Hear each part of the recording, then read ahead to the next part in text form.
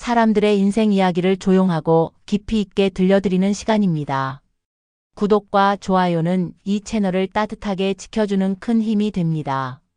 오늘의 사연은 며느리가 셋인데 생신날 혼자 밥상 차린 정명자님 사연입니다.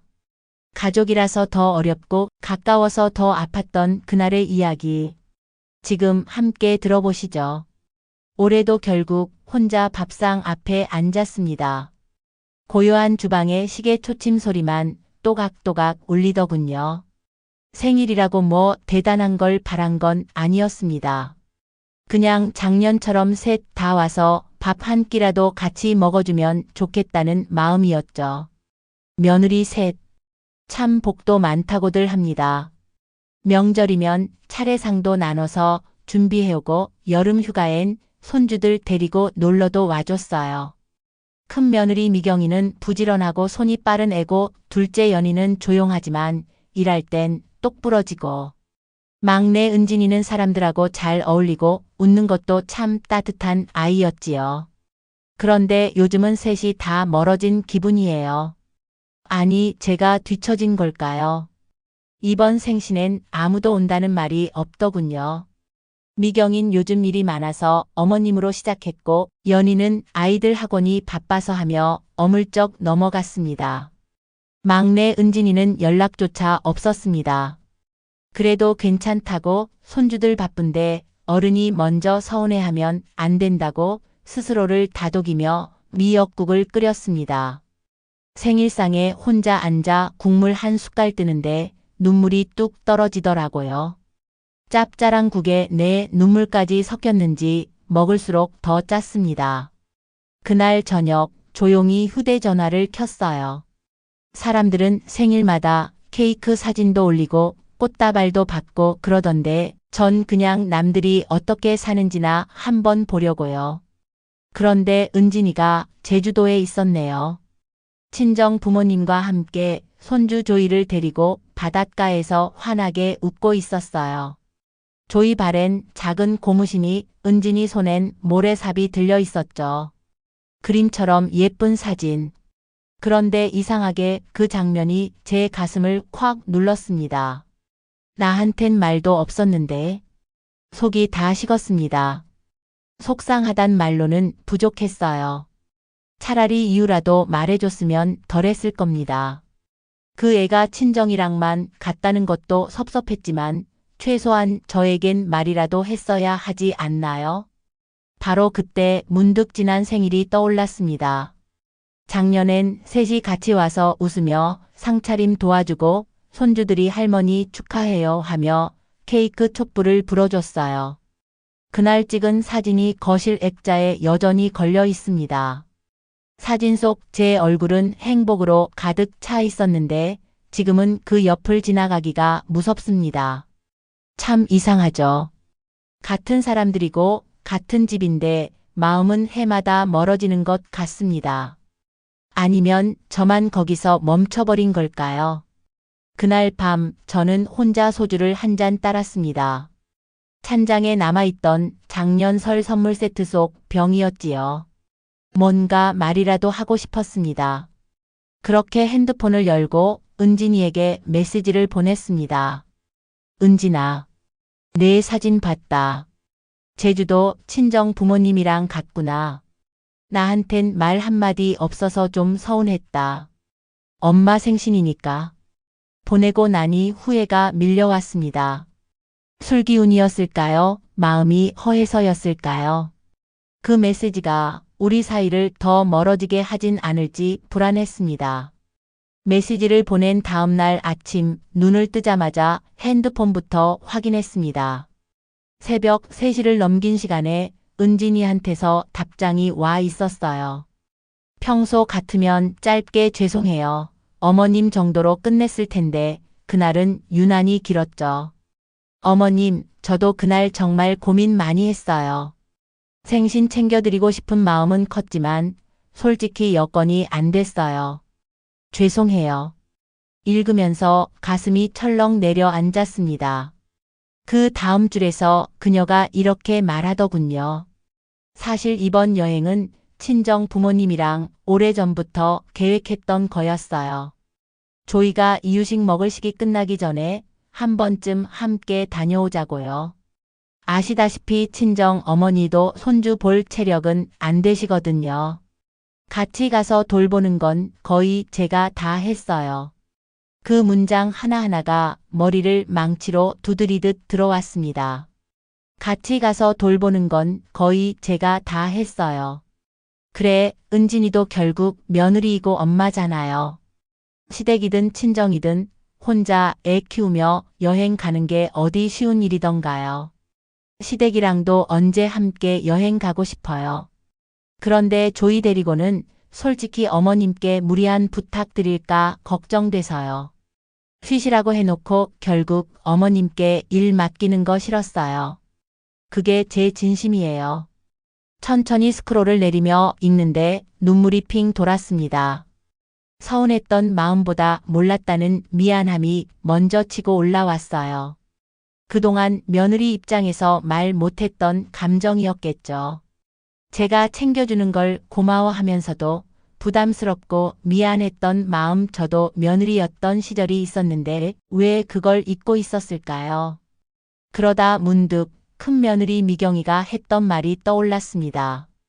요즘 애들 다 그래요, 어머님.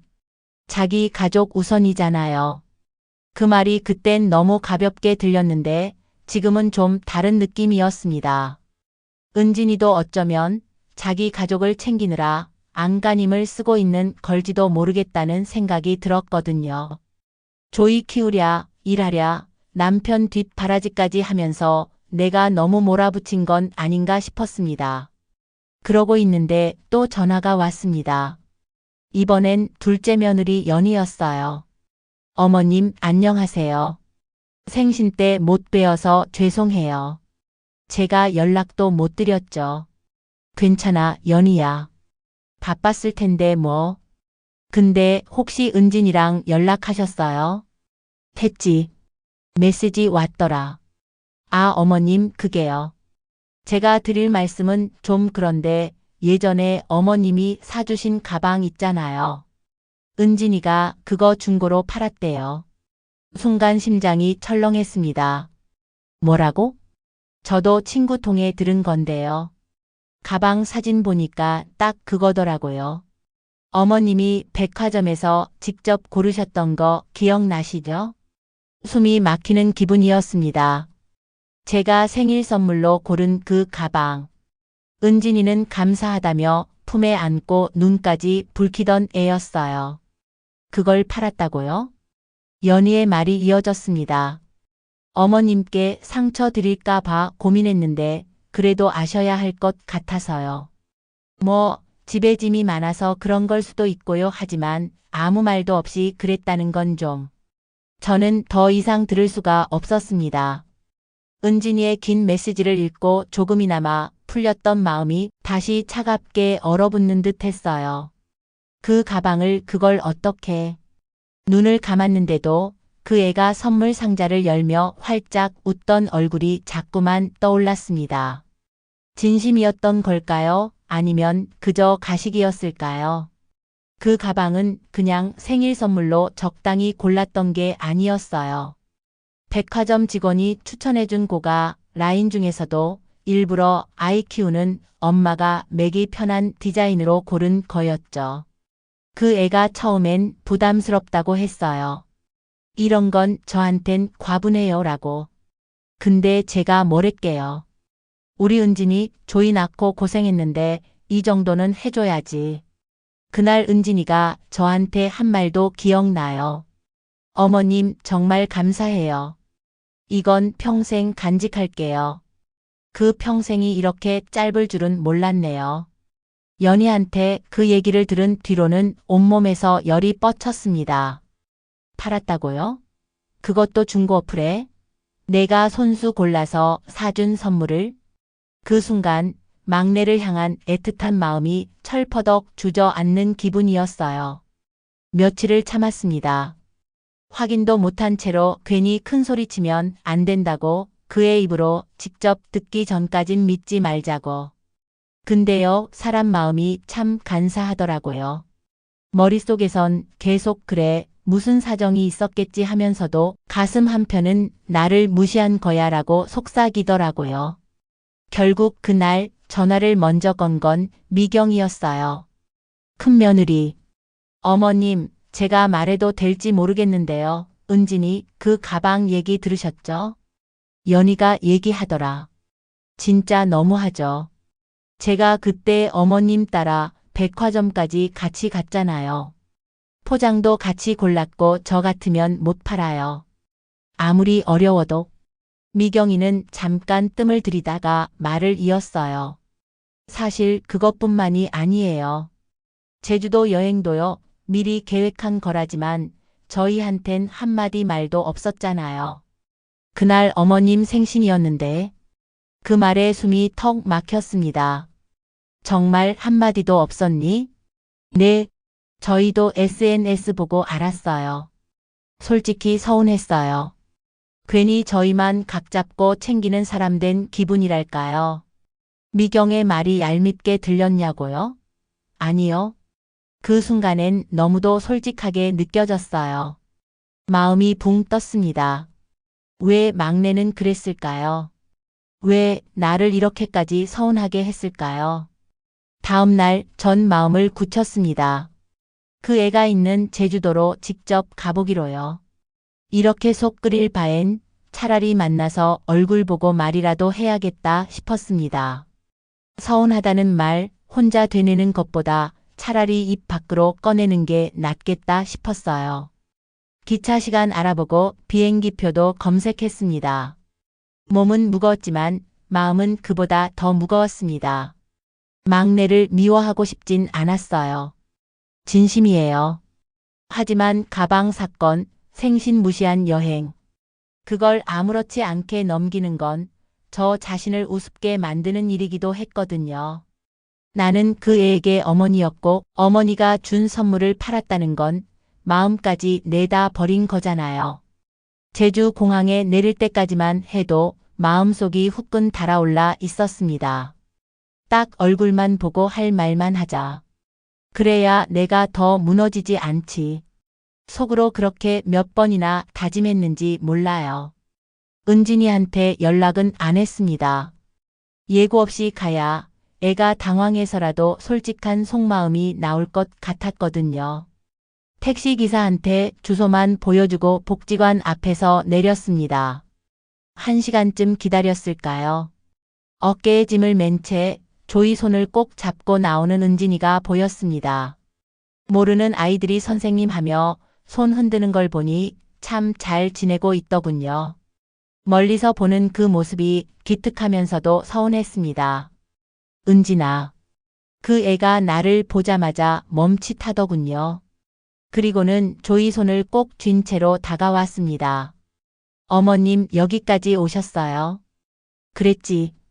안 오면 못 견딜 것 같아서. 은진이는 조이를 뒤쪽 의자에 앉히고 나와 마주 섰습니다. 마주 앉은 벤치 위 나는 결국 입을 떼고 말았죠. 너 가방 팔았니? 은진이의 얼굴이 굳어졌습니다. 그러다 고개를 천천히 끄덕였습니다. 네, 죄송해요. 어머님, 그땐 생활비가 조금 급하게 필요해서. 왜 말 안 했어? 나한테 얘기했으면 내가 도와줄 수도 있었잖아. 그게 민망했어요. 어머님한텐 항상 도움만 받는 것 같아서. 그 애는 고개를 숙였습니다. 근데 그 순간 제 안에서 화가 확 올라왔어요. 그럼 그 가방을 팔기 전에 그 말 한마디 못했다는 거니? 내가 손수 고르고 내 생일 챙겨주고 싶어서 얼마나 고민했는데. 정말 죄송해요. 그 애는 연신 고개를 숙였지만 저는 그걸로는 부족하다고 느꼈습니다. 그 순간 며느리가 아닌 내 마음을 무시당한 사람이 된 기분이었거든요. 그러고 있을 때였습니다. 큰 며느리 미경에게서 전화가 왔습니다. 받지 않으려 했지만 은진이가 바로 옆에 있었으니 괜히 어색해서 통화를 받았죠. 어머님, 제주도 가셨다면서요? 은진이 만났어요? 응. 잘하셨어요. 가서 한번 따끔하게 말씀하세요. 은진인 뭐든 자기 편한 대로 해요. 어머님이 다 받아주시니까 계속 그러는 거예요. 그 말에 은진이의 눈이 조금 흔들리는 걸 느꼈습니다. 스피커폰은 아니었지만 미경이의 말투는 귀에 꽤 선명히 들렸거든요. 은진이는 잠시 눈을 피하더니 작은 목소리로 말했어요. 어머님, 제가 그렇게 이기적으로만 보이셨나요? 솔직히 말하면 순간 머릿속이 복잡했습니다. 연희도 그랬고 미경도 계속 그런 식으로 말하니까 저도 점점 그렇게 믿게 되더라고요. 근데 은진이의 이 한마디에 마음 어딘가가 톡 하고 금이 가는 기분이었어요. 하지만 저는 그 자리에서 물러서지 않았습니다. 그건 네가 내 행동으로 보여준 거야, 은진아. 그동안 고맙다 고맙다 하면서 결국엔 다 내 방식대로만 했잖아. 은진이는 아무 말 없이 조이 옆에 가 앉았습니다. 아이 머리를 쓰다듬으며 무슨 말을 해야 할지 모르는 얼굴로 있더군요. 그걸 보면서도 저는 돌아설 수가 없었습니다. 나는 네가 그렇게 무심한 사람인 줄 몰랐어. 그 말 남기고 저는 버스 정류장 쪽으로 걸어 나왔습니다. 하지만 돌아오는 길에 마음 한켠이 묘하게 허전했습니다. 그 애가 내내 아무 변명도 하지 않았다는 게 자꾸 걸렸죠. 그건 오히려 나를 배려한 건 아니었을까 하는 생각도 스치긴 했습니다. 그런데 이상하게도 그 생각마저 다시 미경이와 연희의 말이 덮어버리더군요. 자기 편한 대로 한다. 계속 받아주니까 더 그러는 거다. 과연 그게 진실일까요? 아니면 내가 그 말들에 휘둘리고 있는 걸까요? 서울에 올라온 지 사흘이 지났습니다. 제주에서 돌아오는 비행기 안에서부터 가슴이 답답해서 숨을 제대로 못 쉬겠더군요.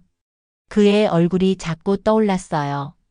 눈을 질끈 감으면 조이 머리를 조용히 쓰다듬던 은진이 손길까지 따라오고요. 나를 무시했어. 그건 분명해. 혼잣말로 그렇게 정리해보지만 속은 그보다 더 복잡했습니다. 더는 따지지 말았어야 했나. 애가 충분히 미안해했는데. 내가 너무 나간 건 아닐까? 마음 한 구석이 하루에도 몇 번씩 방향을 바꿔요. 그러던 중 은진이 먼저 연락을 해왔습니다. 어머님, 시간 괜찮으시면 잠깐 뵐 수 있을까요? 안 나가겠다고 다짐했으면서도 결국 몸이 먼저 움직이더군요. 지하철 2번 갈아타고 은진이 말한 카페에 도착했습니다.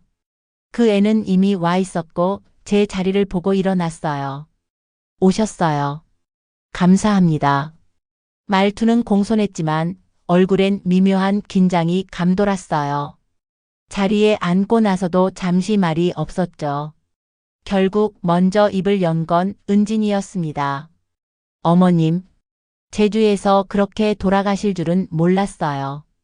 저 정말 많이 고민했어요. 그날 이후로요. 나도 고민 많이 했다. 한참을 생각했지. 우리 사이가 어디서부터 이렇게 틀어졌나. 은진이 깊게 고개를 숙였습니다. 그러더니 이내 고개를 들고 조용히 말을 이었어요. 어머님, 솔직히 말해도 될까요? 그래. 왜 꼭 저만 설명해야 하죠? 그 말에 제가 순간 멈칫했습니다. 은진이 눈을 똑바로 뜨고 제 얼굴을 바라봤습니다. 뭘 해도 제가 잘못한 것 같았어요. 여행을 가도 안 가도, 선물을 받아도 안 받아도, 아이를 맡겨도 혼자 돌봐도 항상 왜 말 안 했냐고 하셨죠. 그런데 전 그때마다 설명했어요. 이해해달라고 사정이 있었다고.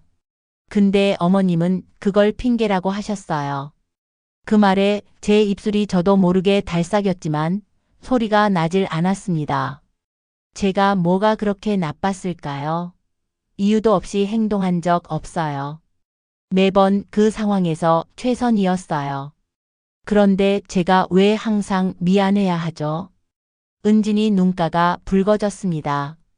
제 기분은요, 제 입장은요, 아무도 안 물어보세요. 그냥 막내 며느리는 언제나 착하고 공손하고 설명 잘하는 사람이어야 하나요? 그게 너무 힘들었어요. 그 순간 제 가슴이 쿵 내려앉았습니다. 그 애가 그동안 꾹꾹 눌러왔던 것들이 그 짧은 순간에 다 터져 나오는 것 같았어요. 형님들도 저한테 말 안 해도 어머님 귀에는 다 들어가잖아요. 좋은 말만은 아닐 거라는 거 저도 알아요. 그게 무슨 말이니? 어머님, 전 어머님께 잘 보이고 싶었어요. 진심으로요. 근데 제가 한 행동들은 어느 순간부터 다 오해가 되더라고요. 가방 판 거 정말 급했어요. 그 선물이 싫어서가 아니라 상황이 너무 급해서.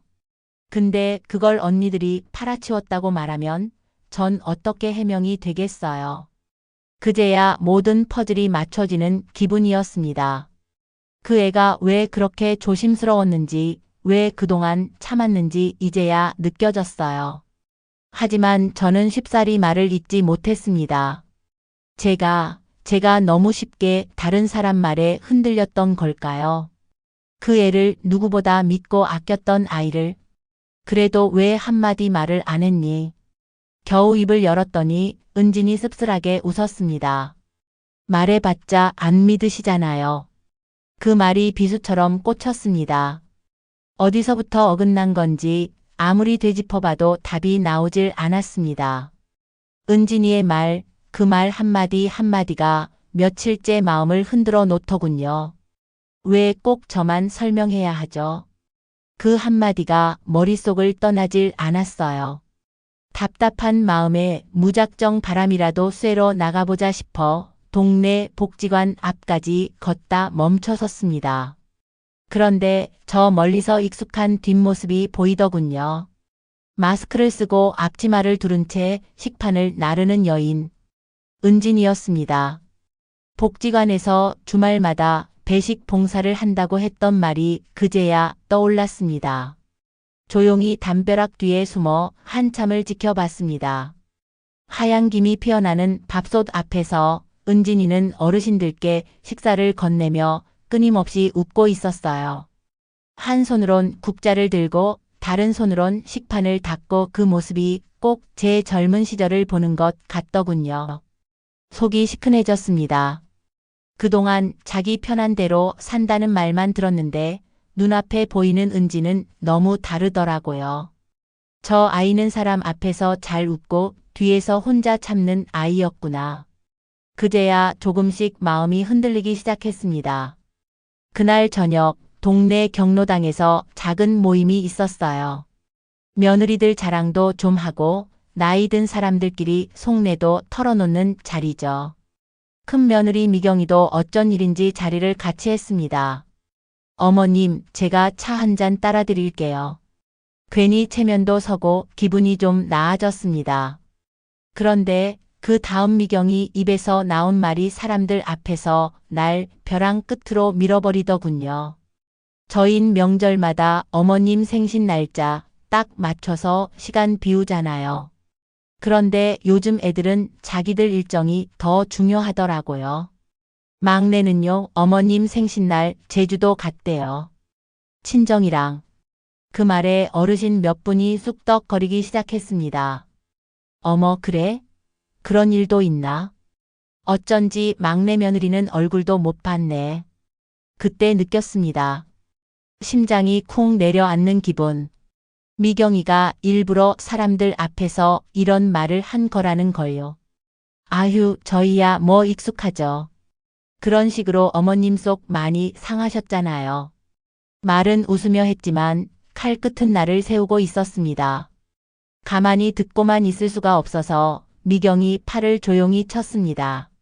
미경아, 그런 얘긴 여기서 하는 거 아니다. 아이고 어머님, 저는 그냥 말씀드린 거예요. 어차피 다들 아시는 얘긴데 뭐. 순간 참았던 화가 치밀었습니다. 아무리 서운해도 아무리 속상해도 그렇게 사람들 앞에서 가족을 흉보는 건 아니잖아요. 집에 돌아와 거울을 봤습니다.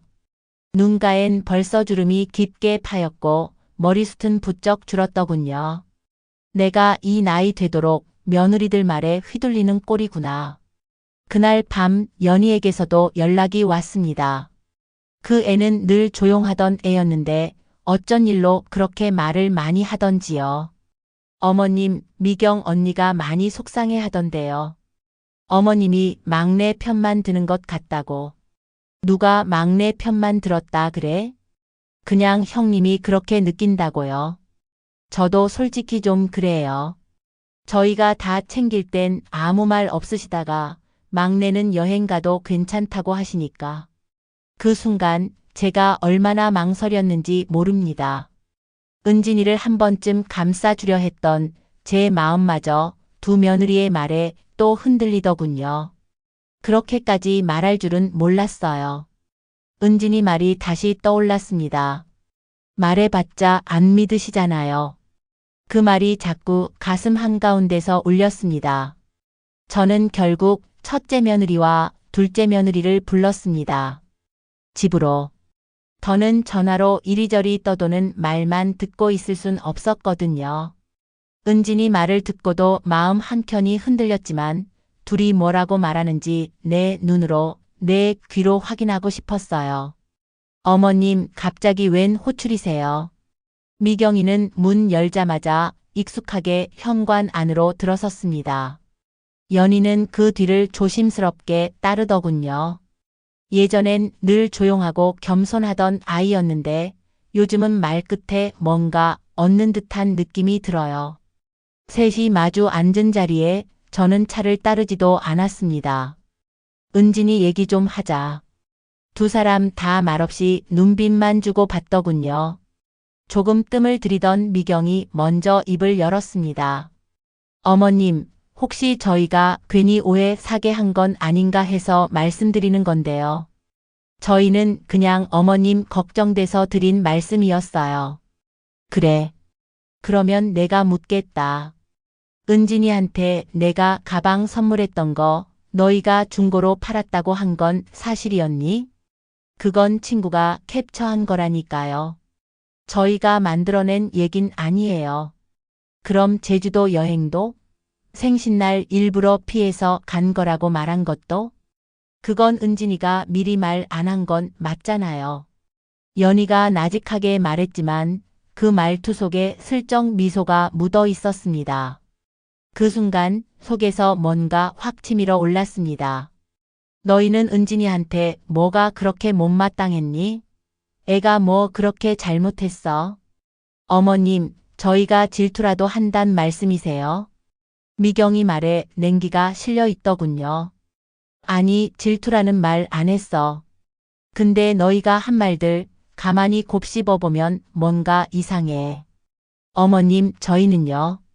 그냥 어머님이 막내한테 너무 약하신 것 같아서 저흰 서운했어요. 항상 막내 편이고 저흰 늘 뒷전 같았어요. 그 말에 더는 답이 떠오르질 않았습니다. 나는 그저 셋 다 똑같이 아끼려 했을 뿐이었는데요. 그러면서도 속으론 혹시 내가 정말 은진이한테만 마음이 기운 건 아닐까 불편한 의심이 싹 텄습니다.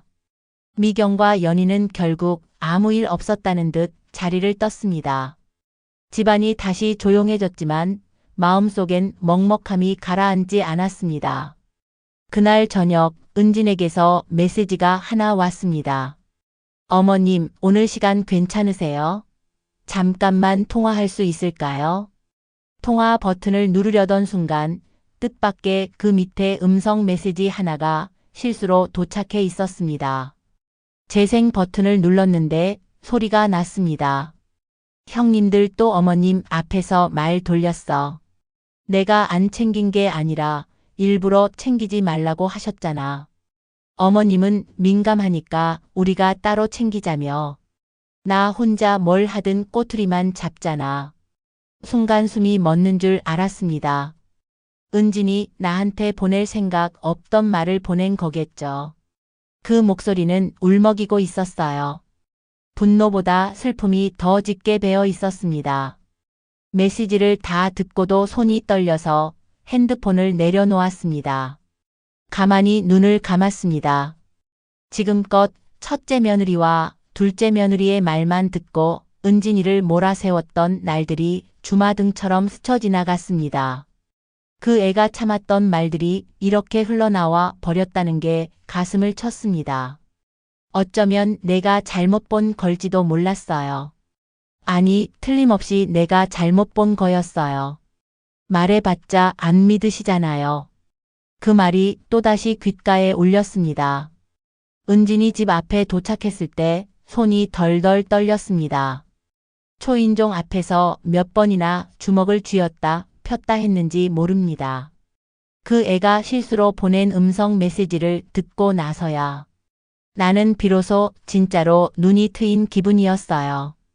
문을 열고 나온 은진이 놀란 눈으로 저를 바라봤습니다. 하지만 예전처럼 당황하거나 도망치지 않았어요.